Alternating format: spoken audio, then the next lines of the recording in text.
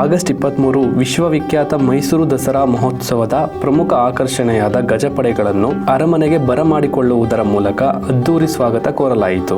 ಮೈಸೂರಿನ ಅಶೋಕಪುರಂನ ಅರಣ್ಯ ಭವನದಲ್ಲಿ ತಂಗಿದ್ದ ಆನೆಗಳಿಗೆ ಇಲಾಖೆ ವತಿಯಿಂದ ಪೂಜೆ ಸಲ್ಲಿಸಿ ಬೀಳ್ಕೊಡಲಾಯಿತು. ನಂತರ ಅರಣ್ಯ ಭವನದಿಂದ ಕಾಲ್ನಡಿಗೆ ಮೂಲಕ ಅರಮನೆಗೆ ಗಜಪಡೆ ತೆರಳಿತು. ಕ್ಯಾಪ್ಟನ್ ಅಭಿಮನ್ಯು ಸೇರಿದಂತೆ ಏಕಲವ್ಯ, ಭೀಮ, ಕಂಜನ್, ಲಕ್ಷ್ಮಿ, ವರಲಕ್ಷ್ಮಿ, ರೋಹಿತ್, ಗೋಪಿ ಹಾಗೂ ಧನಂಜಯ ಆನೆಗಳು ಅರಮನೆಗೆ ಬಂದಿವೆ.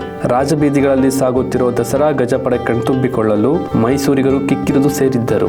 ಅರಮನೆಯ ಜಯಮಾರ್ತಾಂಡ ದ್ವಾರದಲ್ಲಿ ಆನೆಗಳಿಗೆ ಸಾಂಪ್ರದಾಯಿಕ ಪೂಜೆ ಸಲ್ಲಿಸಿ ಅದ್ದೂರಿಯಾಗಿ ಸ್ವಾಗತಿಸಲಾಯಿತು. ಈ ಸಂದರ್ಭದಲ್ಲಿ ನರಸಿಂಹರಾಜ ವಿಧಾನಸಭಾ ಕ್ಷೇತ್ರದ ಶಾಸಕರಾದ ತನ್ವೀರ್ ಸೇಠ್, ಚಾಮರಾಜ ವಿಧಾನಸಭಾ ಕ್ಷೇತ್ರದ ಶಾಸಕರಾದ ಕೆ ಹರೀಶ್ ಗೌಡ, ಕೃಷ್ಣರಾಜ ವಿಧಾನಸಭಾ ಕ್ಷೇತ್ರದ ಶ್ರೀವತ್ಸ, ಜಿಲ್ಲಾಧಿಕಾರಿಗಳಾದ ಜಿ ಲಕ್ಷ್ಮೀಕಾಂತ ರೆಡ್ಡಿ, ಪೊಲೀಸ್ ಆಯುಕ್ತರಾದ ಸೀಮಾ ಲಾಟ್ಕರ್, ಜಿಲ್ಲಾ ಪಂಚಾಯತ್ ಮುಖ್ಯ ಕಾರ್ಯನಿರ್ವಾಹಕ ಅಧಿಕಾರಿಗಳಾದ ಕೆಎಂ ಗಾಯತ್ರಿ, ಜಿಲ್ಲಾ ಪೊಲೀಸ್ ವರಿಷ್ಠಾಧಿಕಾರಿ ವಿಷ್ಣುವರ್ಧನ್, ಅಪರ ಜಿಲ್ಲಾಧಿಕಾರಿ ಡಾಕ್ಟರ್ ಪಿ ಶಿವರಾಜು, ಪ್ರವಾಸೋದ್ಯಮ ಇಲಾಖೆ ಜಂಟಿ ನಿರ್ದೇಶಕರಾದ ಎಂಕೆ ಸವಿತಾ ಹಾಗೂ ಜಿಲ್ಲಾ ಮಟ್ಟದ ಅಧಿಕಾರಿಗಳು ಉಪಸ್ಥಿತರಿದ್ದರು.